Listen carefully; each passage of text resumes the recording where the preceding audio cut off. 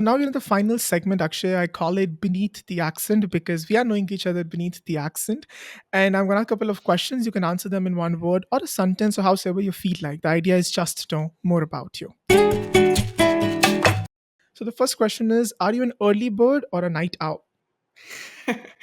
This is this is a tough one because I feel like I have such a structure on my mornings and evenings.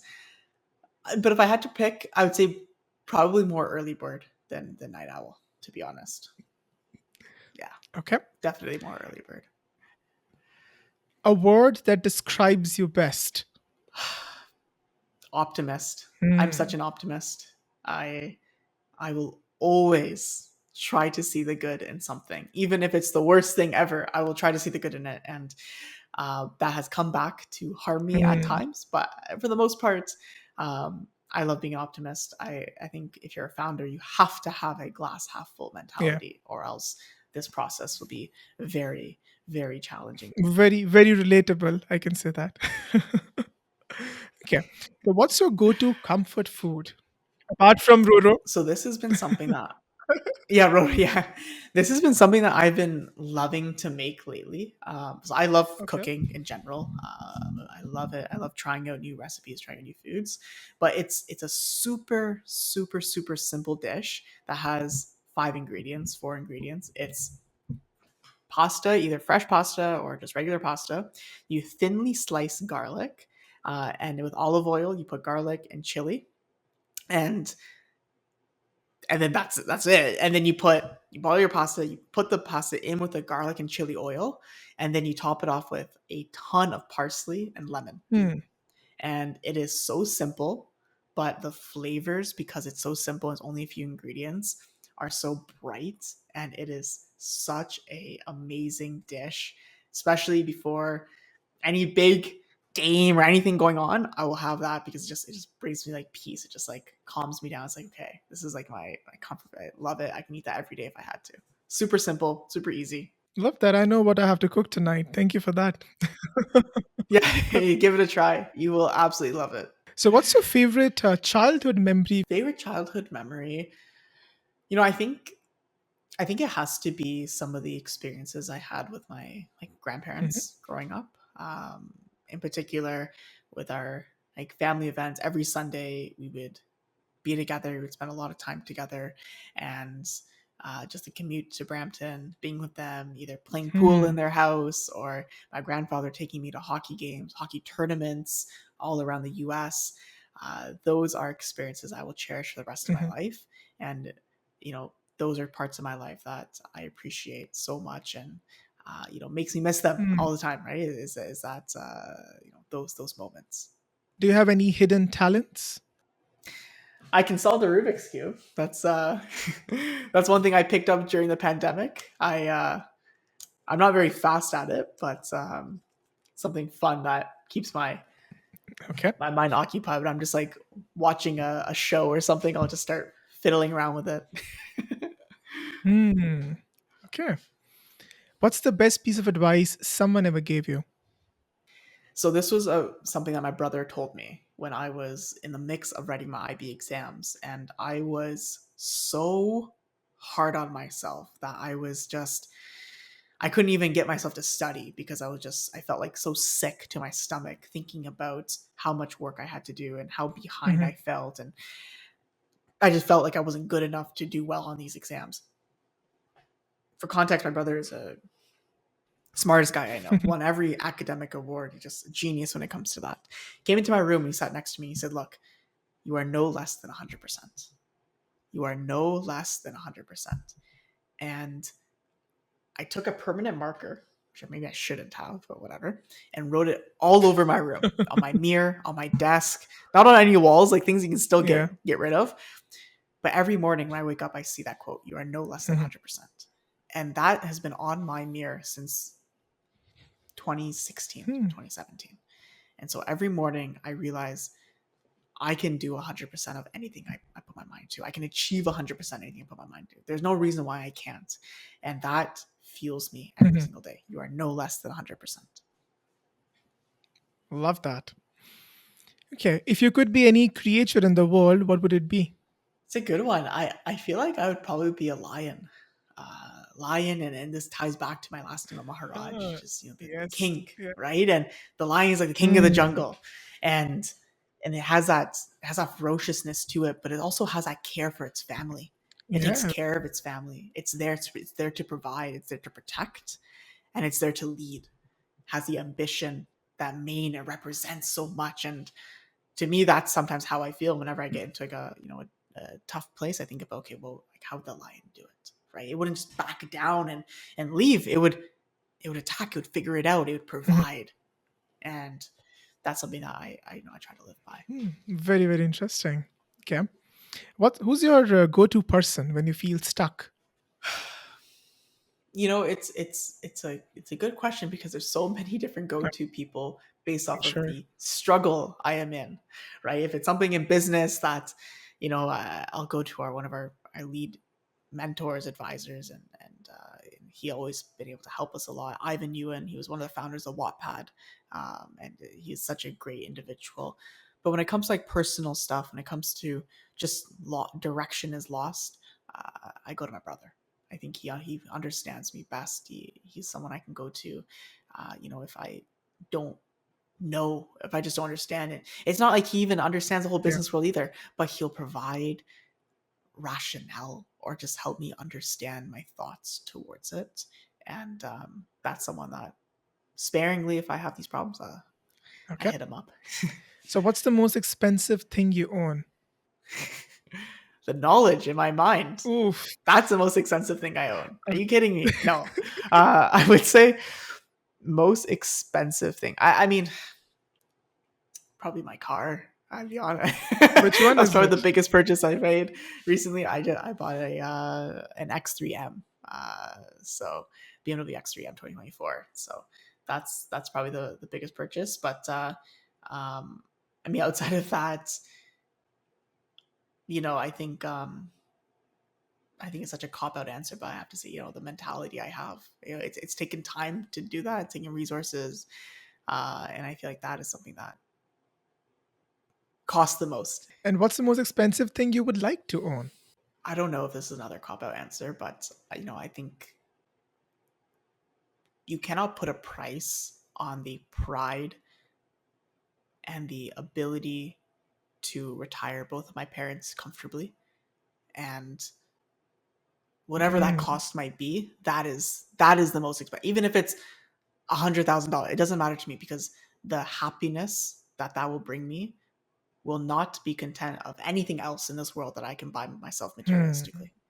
So that is in whatever way the most expensive thing that I want to provide. I want to be able to And provide the for my best parents. answer award goes to Akshay.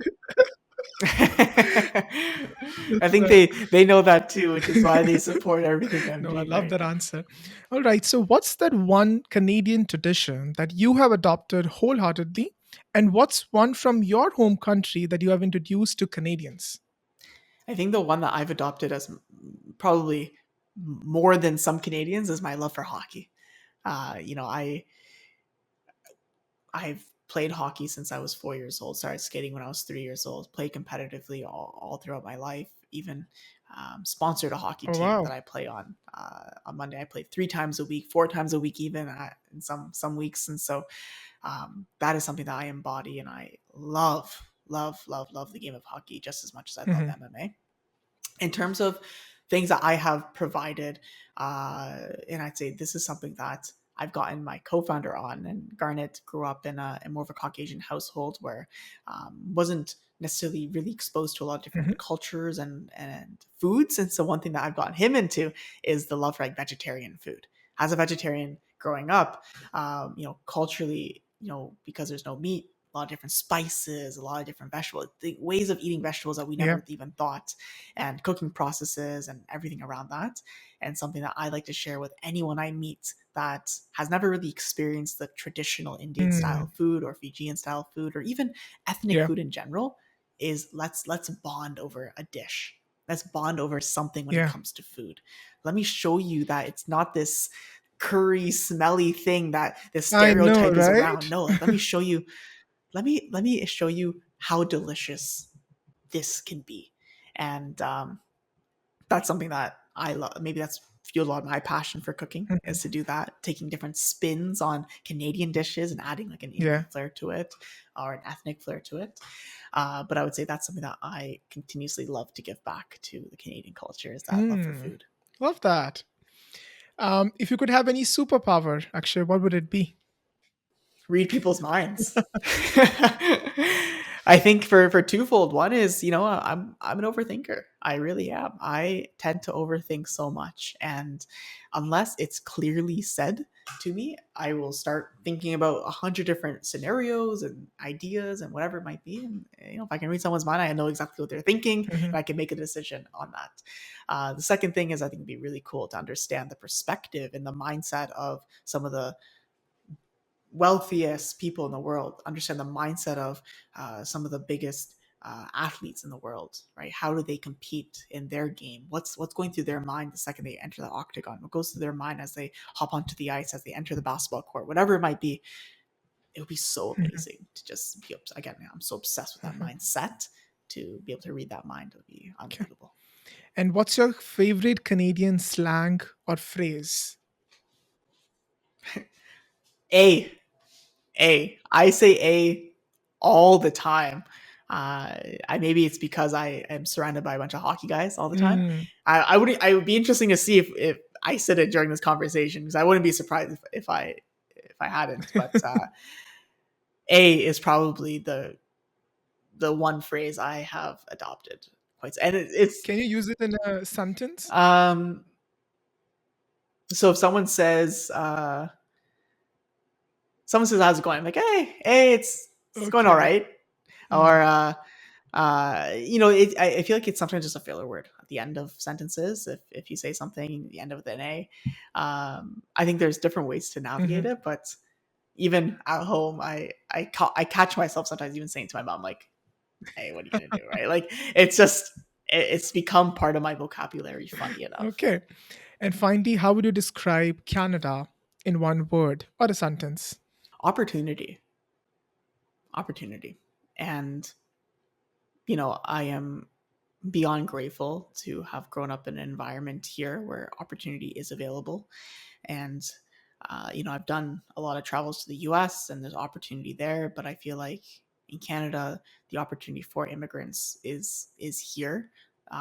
Especially recently, what I've been exposed to from a startup perspective, the funding, the grants opportunities for Mhm. startup founders is phenomenal. And I can, with confidence, say that I would not be in the same position I am today if it wasn't for the support of those around me in the Mhm. Canadian ecosystem that has helped me thrive to where I am Okay. today. And if you could leave me with one piece of advice, what would it be? I think you're on such a phenomenal path when it comes to this podcast and everything you're doing outside of this podcast. One thing I say to you, one thing I say to anyone that's aspiring to do something and continue to do something is dream Hmm. bigger. Dream bigger. Dream bigger. That's it. Like that consistent mantra is always chanting in my head of dream bigger, believe bigger, right? What's the biggest dream guess you can potentially have? Yeah. And how do we get that for you? Right? Dream that big. And when we were starting this company in high school, the biggest customer, Logan Paul, Yeah. dream bigger. Okay, who's next? Right? That's one thing I'll say is I love the journey you're on right now. And I'm so, so, so excited to see your name in headlines saying this podcast has interviewed the biggest people in the world. And I cannot wait to see that. And so I am like excited about that. But I want you to continue to dream big, dream bigger. I love that. Thank you for saying that. And how would you describe your experience of being on this podcast today? Amazing. I've been on maybe 4 podcasts now, and this has been one that I love because I've been able, just so relatable, talking to you about the Yeah. heritage, the growing up as a South Asian, the transition. I mean, a lot of the podcasts, and I'm so grateful for the opportunities I've been on, have been so focused on the business and the growing the business. This has been a Yeah. different spin to it, which has been really cool, and something that I really haven't talked about publicly Mhm. at all, ever, is the upbringing and my family side and some of the beliefs and values and my mindset, where it was really neat sharing this information. And hopefully I've been able to help some of the viewers that are A listening to hundred this. percent, and thank you, Akshay, for all your kind words. And I think I'm gonna definitely sleep on your advice of dreaming bigger. I think I'm gonna have some cold emails to send tonight. I'm gonna do that. But definitely, it was a pleasure having you, Akshay. Absolutely love talking to you, and I look forward to have you not only the next season, all my coming seasons. I would love to unfold more about your journey and the things you have achieved. Thank you so much for being on the podcast and adding value to my listeners and to me. Thank you. Thank you so much.